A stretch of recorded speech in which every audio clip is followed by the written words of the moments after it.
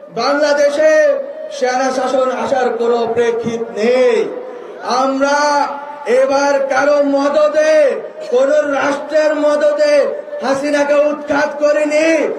আমরা জনগণ, ছাত্র জনতা রক্ত দিয়ে হাসিনাকে উৎখাত করেছি। আমাদের কারো তাবেদারি করার আর দরকার নেই।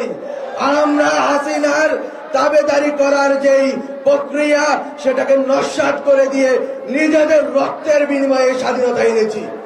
ফলত আমরা কারো কাছে আর মাথা নত করব না। আমরা ৩রা আগস্টেই বলেছিলাম 111 চাই না। 111 নিয়ে মিছে ভয় পাওয়ার কিছু নেই।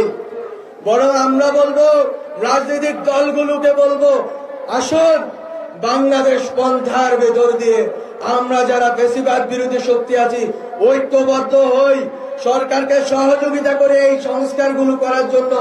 এই প্রতিষ্ঠানগুলো যদি সংস্কারকৃত হয় তাহলে উপকৃত হবে বাংলাদেশের জনগণ, তাহলে উপকৃত হবে বৈষম্যের শিকার জনগণ।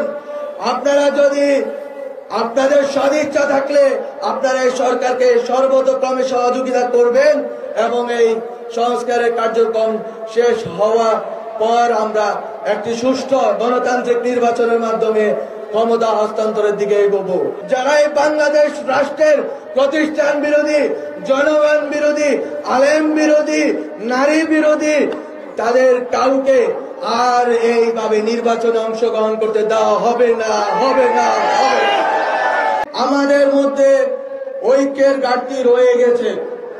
আমরা এখনো বুঝতে পারিনি আওয়ামী ফ্যাসিজম শুধুমাত্র রাজনৈতিক ভাবে পরাজিত হয়নি, হয়ে তারা নিঃশেষিত হয়ে যায়নি, বরং দিল্লির কোলে আশ্রয় নিয়ে তারা পোষ করছে, তারা আবারও চোবাল মারার চেষ্টা করছে।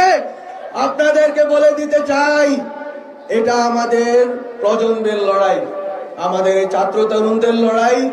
এটা বাংলাদেশের ফ্যাসিবাদ বিরোধী জনগোষ্ঠীর রাজনৈতিকভাবে স্বাবলম্বী এবং সার্বভৌম হয়ে ওঠার লড়াই।